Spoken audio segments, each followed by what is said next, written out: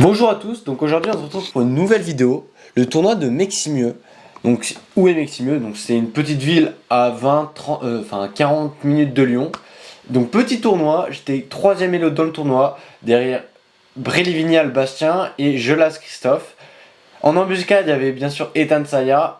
Et donc petit tournoi avec du beau monde avec qui se défiait, 80 joueurs environ. En 7 rondes et bien sûr cadence d'1 heure plus 30 secondes par chaque coup.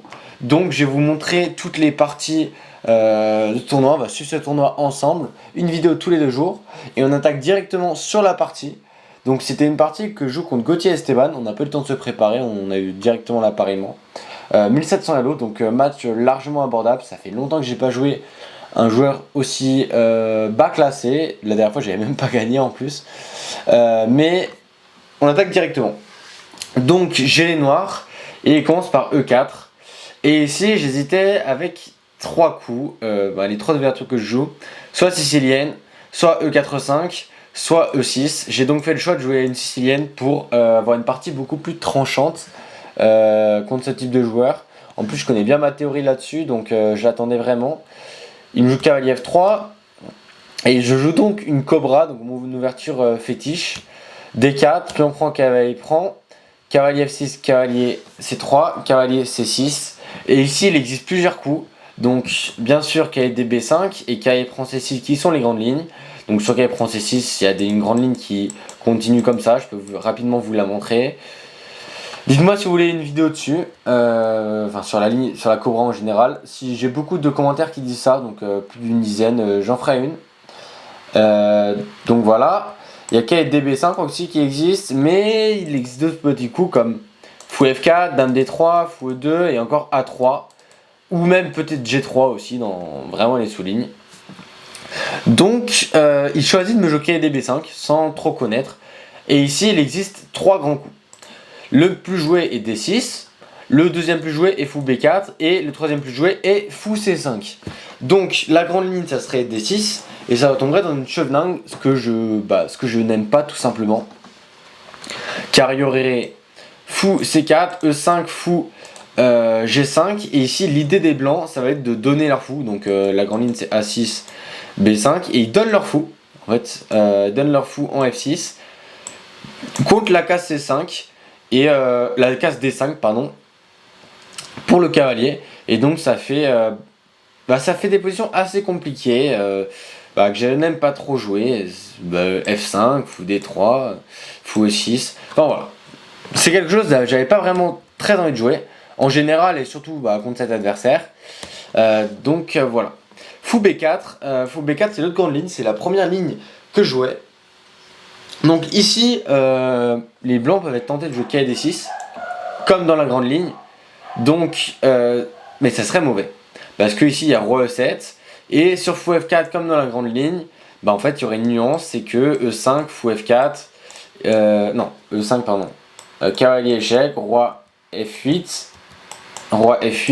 fou G5. Et ici, en fait, la nuance, c'est qu'il y aurait D5 et les noirs seraient déjà mieux.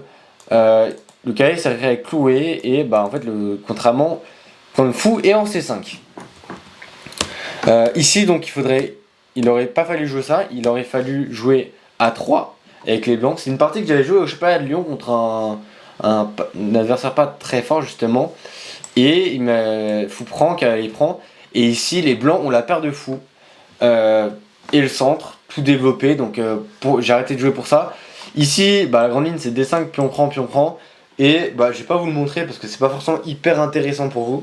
Mais ici, c'est égal, mais il faut tout connaître par cœur avec les noirs, alors qu'avec les blancs c'est assez simple.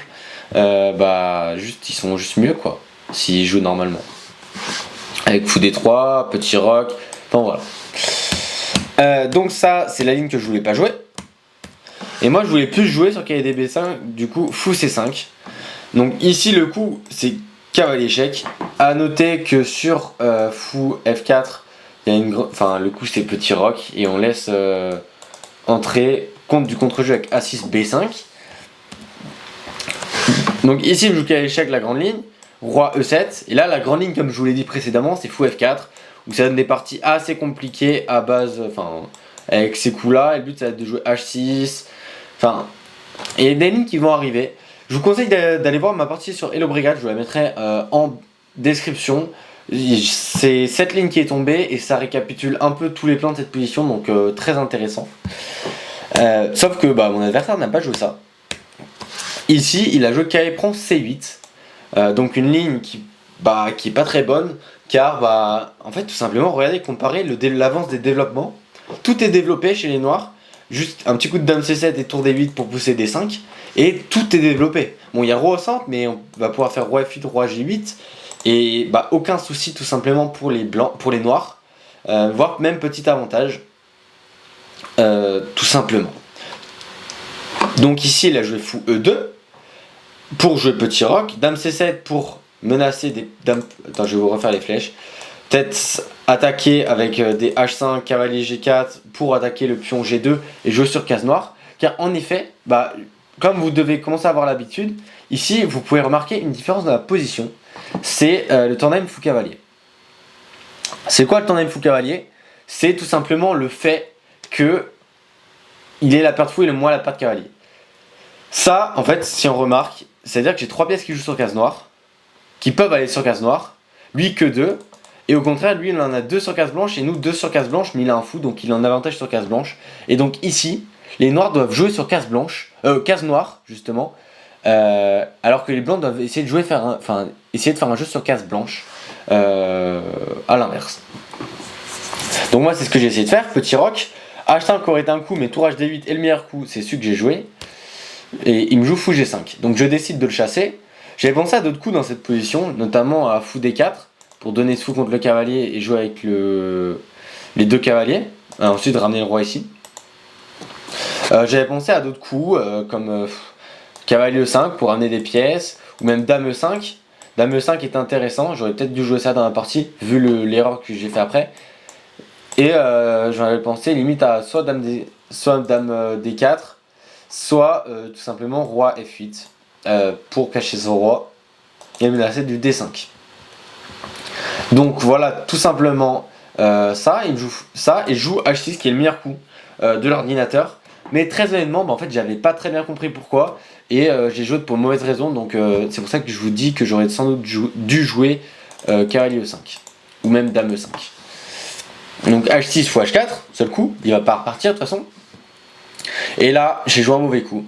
J'aurais pas dû pour le coup. Je m'en suis rendu compte dès que je l'ai joué. Ici, fou D6 aurait été très bon.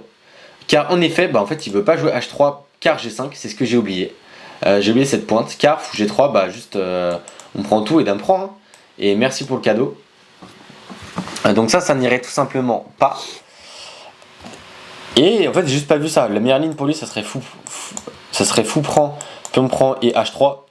Et ici, le fou cavalier, en fait, je vais pouvoir jaillir sur case noire, replacer ma tour en G8, G1, enfin en G8 pour attaquer la colonne G8, G1. Et en fait, ici, j'ai zéro problème. Et mon roi est hyper safe parce qu'il a tous ses pions devant lui qui le protègent. Important, un roi faible n'est pas forcément au centre. Un roi faible, c'est un roi qui se fait attaquer. Ici, on voit qu'il n'arrive pas à attaquer, il n'arrive pas à pousser F4, parce que sur F4, par exemple, tour G8, il y aurait F4, et puis on prend. Peut-être pas tour G8, car il y a cavalier B5, mais A6 par exemple, F4, fou prend, et en fait, il n'arrive pas à pousser. E5, c'est début de cavalier prend, et en fait, il n'arrive pas à jouer sur mon roi, en fait, tout simplement. Donc, j'ai loupé ça. J'ai joué H6, ça, et dame E5. Dame E5, j'ai joué ça, et je me suis dit, oh non, Phileas, parce que j'ai vu 2 lignes quand je l'ai joué. J'ai vu tout d'abord fou G3, dame là, fou D3, et je pensais que ma dame était enfermée. Il se trouve que par chance, je voulais jouer A6, et que A6, ma dame n'est pas vraiment enfermée. Mais bon, après dame E2, on sent que c'est moi qui souffre, parce que ma dame en D4, on sait pas ce qu'elle fait ici. Il va jouer tour D1, tour E1, il y a peut-être des thèmes avec cavalier E5. Ça sent pas très bon. Par exemple, est-ce que, par curiosité, si je joue B5, est-ce que cavalier là est fort ou pas? Ouais, regardez, même ça, un coup débile, hein, ça donne déjà l'égalité, voir les noirs voir les blancs sont un peu mieux. Pion prend, ah il y a dame prend, ok. Donc ça c'est des idées qui peuvent traîner et pas content du tout. Heureusement il m'a pas joué ça. Autre idée, en fait, ici on est d'accord que les blancs ont envie de jouer F4 et tout envoyer là, pour jouer sur mon roi qui est en E7. Donc ici, l'autre coup qui était vraiment mieux pour les blancs, c'était roi H1, avec comme idée de jouer F4. Dame D4 bien sûr, fou D3, là c'est encore amélioré car en fait par rapport à la variante d'avant il est resté cloué. Et donc il y a des E5, enfin des F4, E5 pour jouer sur le clouage qui peuvent arriver très vite. Donc ça serait pas optimal. Et tout simplement je suis à moins 1,2. Bon, pas catastrophique, mais je l'ai vu directement en fait quand je l'ai joué. Je me suis dit, mais Phileas, qu'est-ce que tu fais? Donc tout simplement un peu déçu. Sauf qu'ici il me joue fou G3, dame là, et il m'échange les dames. Et alors là, j'étais content, je sais que j'avais gagné la partie. Car ici, d'un point de vue stratégique, c'est déjà fini la partie. Vous allez me dire, surtout pour ceux qui jouent pas depuis très longtemps, vous allez me dire, mais non, mais Phileas, il reste toutes les pièces sur l'échiquier, qu'est-ce que tu dis, c'est n'importe quoi. Non, c'est fini la partie. Ici, mon premier coup c'était cavalier prend. Fou D3 et je pensais jouer avec du cavalier H5 et prendre la paire de fous. Sauf que là, en fait j'ai eu encore mieux. Je me suis dit peut-être D5. Et en fait non, pardon. Je voulais jouer D5 d'abord. Puis je me dis mais attends Phileas, pourquoi tu vas pas chercher la paire de fous? Donc je me dis ah ça a l'air pas mal et tout, je vais prendre la paire de fous. Puis après je vais envoyer du A6 B5, je vais prendre de l'espace. Et je suis juste un peu mieux, je vais pas avoir de soucis. Là je me dis mais attends, si je fais fou prend, menace fou prend cavalier en C3, et cavalier prend pion, donc il doit protéger son pion. Je prends le cavalier pour doubler ses pions, et je joue cavalier maintenant en H5 pour prendre son fou. En fait ici comme dans la partie je vais me retrouver avec cette position. Là je peux même jouer B6, bon ici j'ai joué cavalier A5 qui est encore plus fort. Et en fait ici, ces pions sont faibles. Si le pion C3 j'ai gagné, seul moyen de défendre c'est C4 et bon j'ai juste joué juste doublé avec B6 et même mon cavalier va pouvoir revenir. Je peux jouer des idées avec B6 cavalier, B7 cavalier C5 et mon cavalier sera tout simplement indélogeable. Et parce qu'en fait le fou peut pas me le prendre et les tours peuvent pas me le prendre. Aucun pion peut le menacer donc c'est un truc qui restera à vie. Donc tout simplement je serai totalement gagnant ici. Là, au final, j'ai gagné un pion, deux pions, et voilà. La partie est un pur exemple. Ici, il me joue tour B5 pour menacer le cavalier, donc B6 pour le protéger. Il me joue F4, il se dit que le pion est perdu, donc il me le donne. Tour prend G4, il essaie d'attaquer. En fait, moi, j'en ai rien à faire. Je fais juste cavalier C6 avec idée cavalier D4, cavalier prend pion, menace un pion. Donc, il me joue tour B3 pour l'échanger, sauf que ici, même plan que tout à l'heure, c'est qu'en fait, il y a tour prend, pion prend. Et là, je joue cavalier B4. Et là sur cavalier B4, il me laisse le fou. Si le fou part, je prends le pion. Et là, il fait quoi? S'il protège son pion, je fais tour C8, je rajoute une pression. Et il peut pas partir. Là, et une fois, s'il part, je prends le pion encore une fois. Et s'il bouge, maintenant je prends. Et cette finale est totalement gagnante. Pourquoi elle est totalement gagnante? Parce que j'ai la colonne, j'ai un pion de plus, j'ai poussé. Et j'ai la tour active surtout. Le plus important, c'est la tour active. Et aussi, principe en finale. Pour savoir si une finale de tour est gagnante ou pas, il faut qu'il y ait deux faiblesses. Donc là, la première faiblesse, c'est que j'ai un pion de plus. Enfin, c'est pas vraiment une faiblesse, mais tu vois, genre, il faut qu'il y ait deux avantages. Et le deuxième avantage, c'est que j'ai ma tour active. Donc les deux, c'est-à-dire que la finale est gagnante. Si c'est que un pion de plus, souvent c'est nul. Donc voilà, petit exemple, petit teaser dans les finales de tour. Dites-moi si vous voulez que je fasse une vidéo sur les finales de tour. N'hésitez pas à vous abonner aussi. C'est hyper important pour moi, j'ai de grandes ambitions, je le dis à chaque vidéo, mais ça compte hyper beaucoup pour moi. Et voilà, j'attends 5 secondes le temps que vous vous abonnez. Ok, donc ça serait pas bon. Et du coup il me joue tour D1. Et ici juste sur tour C8, j'avais peur de C4. Et c'est pas forcément parce que même si là je suis mieux, comme je vous ai dit, même si j'étais pas inquiété de la gagner contre un joueur plus faible, c'est qu'un pion de plus et j'ai pas forcément ma tour active. Donc j'étais pas sûr que ça soit gagnant. Donc ici j'ai joué D5 avec comme idée si je joue ça je joue tour C8 maintenant et il peut pas jouer C4 car pion prend et je prends tout et j'ai deux pions de plus et donc je menace de prendre le pion. S'il me joue ça là cette fois j'ai joué tour C3, il peut toujours pas bouger le fou. S'il me fait ça non je joue cavalier prend, sur tour prend je prends le pion et sur pion prend et sur pion prend je prends le pion, donc là ça serait fini, deux pions de plus. Donc ici il me joue C4 et là bah, je prends tout et je me retrouve avec une scène avec 2 pions de plus. Je mets ma tour derrière le pion et je suis allé pousser mes pions tout simplement. Et bah, ça c'est fini parce qu'en fait il va rien faire. Et là pour illustration, si toi je joue à 4, il repart, il défend, mais en fait là maintenant je vais ramener mon roi de l'autre côté, je vais prendre les pions et s'il part avec sa tour, je vais aller en dame. Donc ici ça serait totalement fini. Donc j'espère que la vidéo vous a plu.